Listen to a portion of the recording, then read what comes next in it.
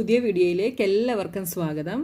ഇന്ന് നമ്മൾ പഠിക്കാൻ പോകുന്നത് fractions on the number line എന്നുള്ള പോർഷനാണ്. അപ്പോൾ കഴിഞ്ഞ ക്ലാസ്സിൽ നമ്മൾ ഫ്രാക്ഷൻ എന്താണ് എന്ന് പഠിച്ചല്ലേ, അതിൻ്റെ എക്സസൈസും ചെയ്തു. ഇന്ന് നമ്മൾ പഠിക്കുന്നത് നമ്പർ ലൈനിൽ ഒരു ഫ്രാക്ഷനെ എങ്ങനെ റെപ്രസെൻറ്റ് ചെയ്യാമെന്നാണ് ഇന്ന് നമ്മൾ നോക്കാൻ പോകുന്നത്. അപ്പോൾ ഹോൾ നമ്പേഴ്സ് നമ്പർ ലൈനിൽ റെപ്രസെൻറ്റ് ചെയ്യുന്നതൊക്കെ നമ്മൾ പഠിച്ചിട്ടുണ്ട് അല്ലേ. ഇനി നമുക്ക് ഫ്രാക്ഷനെ എങ്ങനെ ചെയ്യാമെന്ന് നോക്കാം. അപ്പോൾ നോക്കിയേ, 1/2 1/2 എന്ന് വെച്ചാൽ എന്താണ്? ഹാഫ് ആണ് അല്ലേ. ഇത് ഡിനോമിനേറ്ററും ഇത് ന്യൂമറേറ്ററുമാണ്. അപ്പോൾ ഡിനോമിനേറ്റർ എന്തിനെയാണ് റെപ്രസെൻറ്റ് ചെയ്യുന്നത്? അതിനെ എത്ര ഈക്വൽ പാർട്സ് ആയിട്ട് ഡിവൈഡ് ചെയ്തു എന്നുള്ളതാണ് ഡിനോമിനേറ്റർ സൂചിപ്പിക്കുന്നത്. അപ്പം നമ്മൾ നമ്പർ ലൈൻ വരയ്ക്കുമ്പം ആ നമ്പർ ലൈനിനെ 2 പാർട്സ് ആയിട്ട് ഡിവൈഡ് ചെയ്യണം. മനസ്സിലായല്ലോ? അപ്പം ഞാൻ ഇവിടെ വരച്ച് കാണിക്കാം. ഓക്കെ, 0 1. അപ്പോൾ ഈ ഫ്രാക്ഷൻസ് എപ്പോഴും 0ക്കും 1നും ബിറ്റ്വീൻ ആയിരിക്കും കേട്ടോ. അപ്പോൾ ടോട്ടലി 2 പാർട്സ് ആണ്. അപ്പോൾ നമ്മൾ ഇതിനെ 2 പാർട്സ് ആയിട്ട് ഡിവൈഡ് ചെയ്യുന്നു. അതാണ് ഡിനോമിനേറ്റർ എന്ന് പറയുന്നത് കേട്ടോ. അപ്പോൾ ഡിനോമിനേറ്ററിൽ 2 ആണെങ്കിൽ നമ്മൾ ഇതിനെ എന്ത് ചെയ്യുന്നു? 2 പാർട്സ് ആയിട്ട് ഡിവൈഡ് ചെയ്യുന്നു. അപ്പോൾ ഇതെന്തായിരിക്കും? 1/2 ആയിരിക്കും.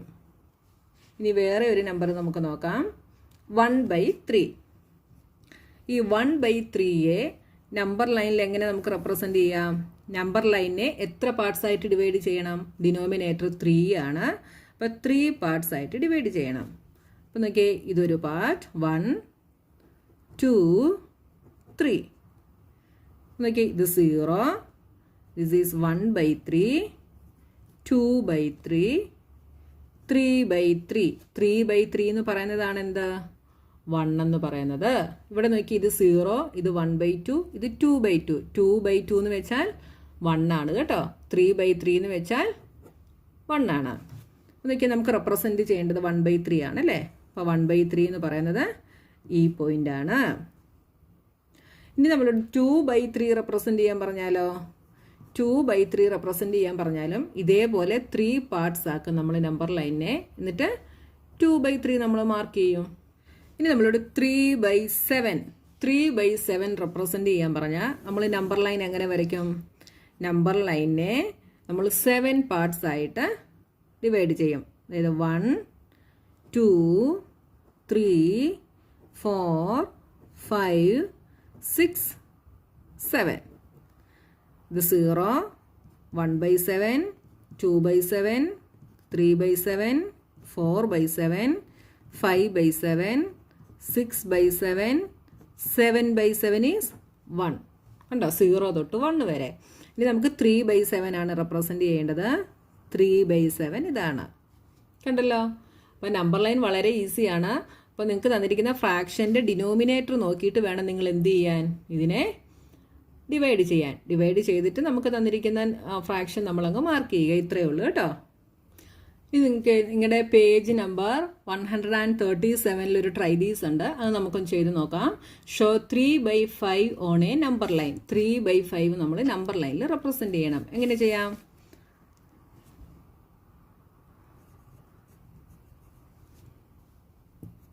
നമ്മളൊരു നമ്പർ ലൈൻ വരയ്ക്കുന്നു.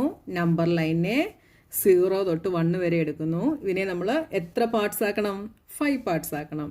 അപ്പോൾ 1 2 3 4 5. അപ്പോൾ 1/5 2/5 3/5 4/5 5/5. 5/5 ഈസ് 1. നമ്മളോട് റെപ്രസെൻറ്റ് ചെയ്യാൻ പറഞ്ഞിരിക്കുന്നത് 3/5 ആണ്. അപ്പോൾ നമ്മൾ 3/5 ഇവിടെ മാർക്ക് ചെയ്യുന്നു.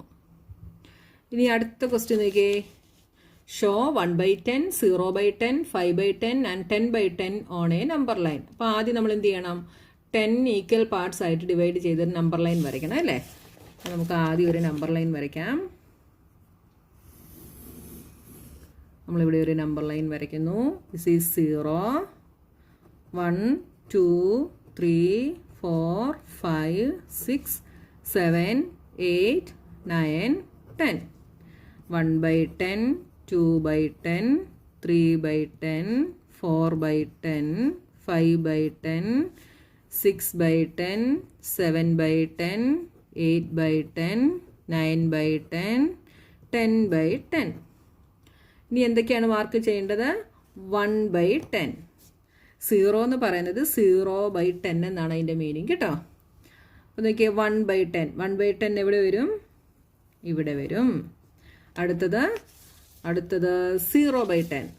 0/10 ഇവിടെ വരും. അടുത്തത് 5/10. 5/10 ഇവിടെ വരും. അടുത്തത് 10/10.